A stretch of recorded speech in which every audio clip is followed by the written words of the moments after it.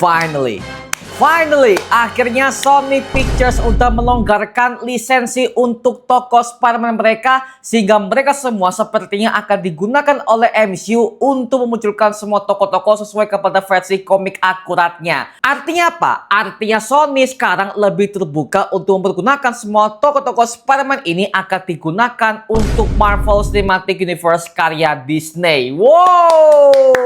Tapi seperti apakah hasilnya? Berikut adalah pembahasannya.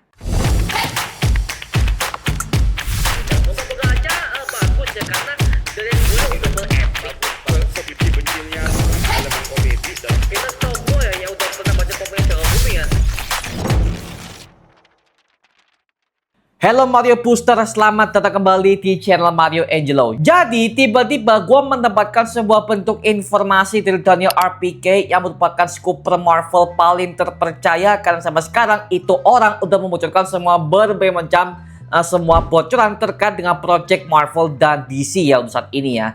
Yang dimana dia pernah mengatakan kalau Sony Pictures sekarang udah lebih terbuka untuk lisensi tokoh Spider-Man kepada Marvel Cinematic Universe tersebut ya. Yang dimana seperti kalian tahu bahwa Sony ini merupakan sebuah studio yang memiliki sebuah hak cipta penuh terkait dengan Spider-Man semenjak Marvel udah menjual semua tokoh-tokoh superhero mereka kepada pihak-pihak lain. Karena saat itu Marvel sedang dalam keadaan bangkrut, yang dimana mereka akhirnya menjualkan semua tokoh-tokoh ini kepada semua pihak-pihak lain seperti Universal Pictures, Sony Pictures, 20th Century Fox, dan juga berbagai macam pihak-pihak yang lainnya. Dan sekarang akhirnya Sony Pictures udah mengumumkan kepada para semua penontonnya bahwa dia lebih terbuka untuk mengangkat sebuah tokoh-tokoh Spider-Man yang sepertinya akan diangkat kepada Marvel Cinematic Universe secara penuh. Oke? Karena apa? Sony ini udah pernah membikinkan sebuah bentuk project yang gagal, yaitu adalah Sony Spider-Man Universe. Oke? Yang dimana saat itu Sony lebih pede untuk mengerjakan semua project yang berkaitan dengan Spider-Man tanpa ada Spider-Man di dalamnya, Pak. Contoh, film Venom, Kraven the Hunter, Madam Web, Morbius, dan yang berhasil cuman Venom doang. Sementara sisanya adalah sebuah project film yang gagal banget, Pak. Yang paling gagal buat gue, paling hancur itu adalah film Morbius sama filmnya Madam Web. Itu kacau banget. Apalagi kemarin film Kraven the Hunter, waduh makin gak jelas tuh, Pak. Karena gini cuy, lu mengerjakan semua tema-tema berkaitan dengan villain Spider-Man, tapi tidak ada Spider-Man-nya, buat apa? Mereka ini adalah villain semua, tapi nggak ada Spider-Man-nya, buat apa? Itulah buat apa? Makanya ya ketika kita menonton semua projectnya Sony, kita tuh kayak dikibuli mentah-mentah, Pak. Karena apa? Di promosi mereka seakan-akan mereka menjanjikan ada Spider-Man di dalamnya, Pak. Tapi kenyataannya tidak pernah ada. Contoh promosi paling krusial buat gua itu adalah teasernya Morbius, yang dimana kita menemukan sebuah adegan ketika Morbius sedang berjalan dengan pakai sebuah baju tahanan ya. Di sebelahnya ada graffiti Spider-Man versi Tobey Maguire. Jadi kan pas itu ya, gue masih ingat semua para fans akhirnya mulai berspekulasi bahwa sepertinya MCU ini akan satu semesta dengan Tobey atau Andrew atau Tom. Tapi hal itu akhirnya tidak pernah dikonfirmasi sampai sekarang, Pak. Grambiang semuanya. Semesta superhero paling gagal sampai sekarang ini yaitu adalah Sony Spider-Man Universe, Pak. Gak jelas mau arah kemana, gak jelas. Mau ke multiverse juga kacau. Bahkan di film Morbius aja ketika ada Vulture nongol di situ juga nggak guna. Dan bahkan untuk post credit scene-nya itu adalah post credit scene yang paling gak berguna di film Morbius. Tiba-tiba Vulture nongol. Ngapain?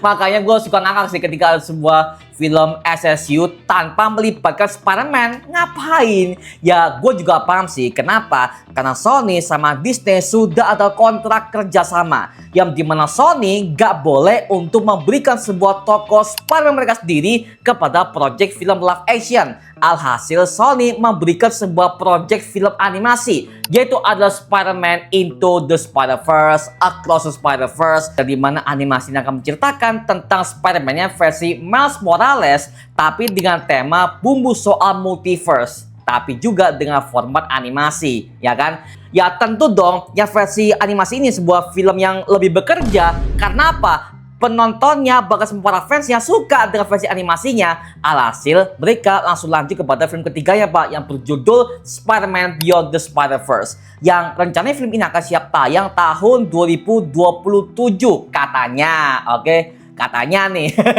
Jadi pas sekarang ini, pas gua dengar sebuah berita kalau Sony lagi membuka sebuah peluang lebih besar kepada tokoh-tokoh Spider-Man agar supaya dikerjakan oleh MCU, itu sebuah hal yang gokil banget sih. Karena selama ini ya, MCU ketika mereka mengeluarkan semua tokoh-tokoh yang melibatkan Spider-Man Universe, itu semuanya sangat terbatas, men. Karena apa? Kehalang lisensi oleh pihak Sony. Contoh yang paling brutal itu adalah tokoh Venom. Ini sebuah bentuk alasan kenapa Venom gak bisa hadir kepada MCU Disney. Kenapa? Karena kontrak Venom ini masih dipegang penuh oleh pihak Sony. Dan Disney gak bisa semena-mena mengerjakan tokoh seperti itu ke MCU tanpa approval dari pihak Sony Pictures. Gitu loh, Pak. Dan lagi-lagi, semua per tokoh itu harganya mahal ya. Makanya kalau kalian sadar ya, di Spider-Man Homecoming, Far From Home, No Way Home, ketika ada tokoh si MJ itu bukan Mary Jane Watson, melainkan mereka pakai tokoh nama lain, itu adalah Michelle Jones Watson. Ya kita tahu ya bahwa itu adalah sebuah tokoh MJ versi MCU, tapi bukan Mary Jane Watson. Karena apa? Karena MCU Disney gak bisa pakai nama Mary Jane karena kalau lisensi oleh pihak Sony. Sama seperti Netflix yang harusnya kita tahu di versi komik, di versi animasi, teman si Peter Parker itu bukan si Netflix, melainkan itu adalah Harry Osborn kan. Di versi komik animasi, Harry itu adalah bestinya Peter Parker dari kecil ya. Tapi di MCU dirubah total. Karena apa? Karena nama Harry Osborn itu namanya mahal. Nah, jadi alasan dari pihak MCU karena mereka mau keluar uang banyak ya, alasan mereka pakai tokoh lain, itu adalah si Netflix seperti itu. Makanya ada sebuah rumor yang mengatakan kalau Gwen Stacy dan juga Harry Osborn sepertinya akan muncul ke film Spider-Man Brand New Day, atau mungkin ke sequel keduanya di Spider-Man berikutnya, Pak, setelah proyeknya Avengers Secret Wars katanya. Oke, karena kan lagi-lagi dengan Sony yang akhirnya udah membuka sebuah peluang kepada tokoh-tokoh Spider-Man di MCU, sepertinya akan ada banyak banget tokoh-tokoh MCU yang siap akan hadir kepada project Marvel ke depannya. Karena perlu diingat, Marvel belum kelar, Pak. Oke, setelah Secret Wars, Marvel masih bisa berjalan kepada saga berikutnya. Katanya itu adalah saga Mutant, yang dimana katanya mereka akan mengutamakan kisah para mutant seperti X-Men, Deadpool, X-Force, dan juga ada Brotherhood of Mutant. Semuanya akan dieksplor lebih lanjut kepada MCU Mutant Saga berikutnya. When light invaded my kingdom, at last a codex is being created. Till you find this key, the king in black is awake. Well, kalau misalkan Sony udah membuka peluang seperti ini, selain Harry Osborn dan juga Gwen Stacy alias Spider-Gwen ini ya, sepertinya MCU bisa aja mengeluarkan tokoh Null yang merupakan dewa simbiot di komik Marvel. Oke, karena apa? Karena hal ini akan berkaitan kepada Spider-Man yang punya symbiote suitnya, yang which is katanya hal itu akan hadir kepada filmnya Avengers Secret Wars dan juga Doomsday nanti. Karena seperti kalian tahu bahwa Eddie Brock versi Tom Hardy akhirnya dia udah meninggalkan serpihan simbiotnya kepada Earth 616 MCU di Spider-Man No Way Home kemarin. Jadi otomatis sepertinya simbiot ini akan tembus ke kota New York, entah bagaimana caranya, dan tiba-tiba dia menemukan inangnya yang katanya untuk simbiot ini akan nyambut pertama kali bukan ke Peter Parker tapi ke Scorpion terlebih dahulu. Lah kok bisa? Hal ini udah pernah kita bahas ke video sebelumnya bahwa kita mendapatkan sebuah bukti kalau pemeran Scorpion di MCU ini ya, dia tiba-tiba nge-repost sebuah foto di versi komik di Instagram story-nya, yang dimana ada sebuah gambar Scorpion menyatu kepada simbiot Venom. Nah, artinya apa? Artinya sepertinya si Beyond Venom ini akan menyatu kepada Scorpion, yang dimana hal itu akan berkaitan kepada Peter Parker, yang which is sekarang Peter udah mengalami sebuah bentuk hal yang sangat trauma buat hidupnya. Karena apa? Semua semesta Earth 66 ini akhirnya mereka untuk melupakan Peter Parker itu sendiri karena kejadian yang paling brutal di film Spider-Man No Way Home akibat kekacauan multiverse itu sendiri. Seperti itu ya, makanya oke. Jadi kalau gue bisa sambungkan sih bisa aja ya. Nah, kalau misalnya ini benar, berarti sepertinya Null bisa join ke MCU. Apalagi ada beberapa akun kreator yang pernah mengatakan bahwa sepertinya Null ini adalah multiverse being, yang dimana dia merupakan tokoh Marvel yang gak punya varian di berbagai macam multiverse Marvel manapun. Oke? Yang dimana hal ini membuat kita callback kepada American Chavez, yang dimana di MCU dia juga merupakan tokoh multiverse being karena di semesta lain dia tidak punya varian sama sekali.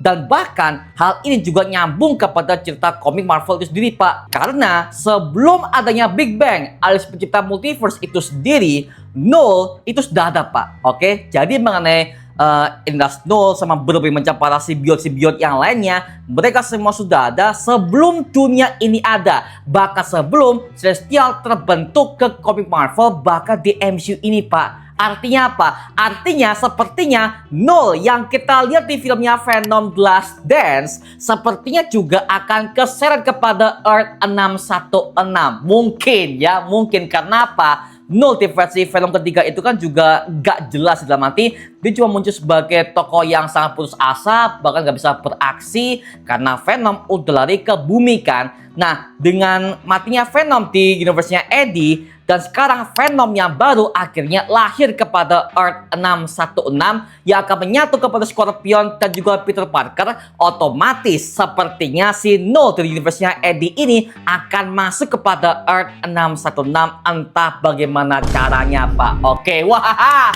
gokil sih. Karena Null versi Eddie Serkis itu ya, itu jujur bagus, men. Cuma karena gak ada aksinya, gak ada sebuah adegan ketika dia menyerang semesta, itu ya gue ketika lihat ya setengah-setengah, Pak, setengah-setengah banget. Makanya mungkin saja Null bisa hadir kepada filmnya MCU yang satu ini. Tapi kita nggak tahu ya, kita nggak tahu apakah dia akan muncul kepada Avengers Doomsday atau Secret Wars. Tapi as a theory fans, ini bisa nyambung, Pak. Bisa nyambung dan juga nggak maksa. Karena apa? Benang merahnya sudah ada.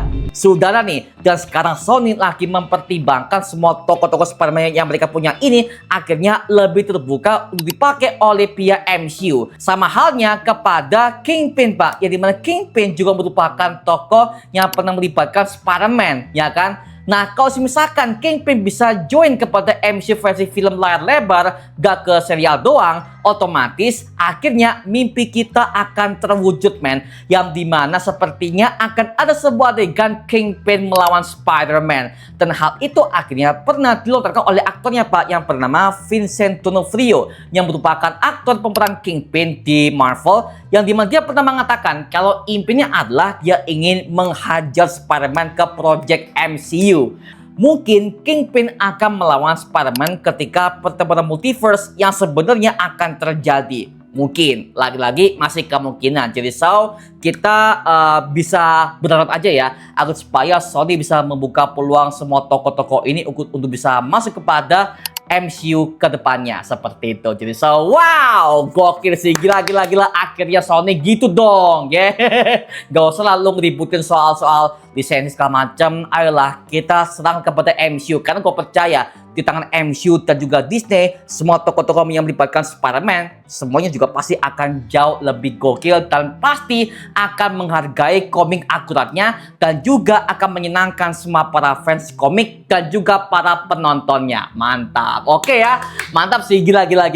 Thank you Sony. Dan sekarang gua serahkan kepada kalian, gimana pendapat kamu terkait dengan info berita yang satu ini? Tuliskan pendapat kamu di kolom komentar di bawah dan kita bisa diskusikan bareng seperti biasanya, oke? Nama gua Mario Angelo dan sampai ketemu di video berikutnya. Adios dan thank you semuanya. Dadah.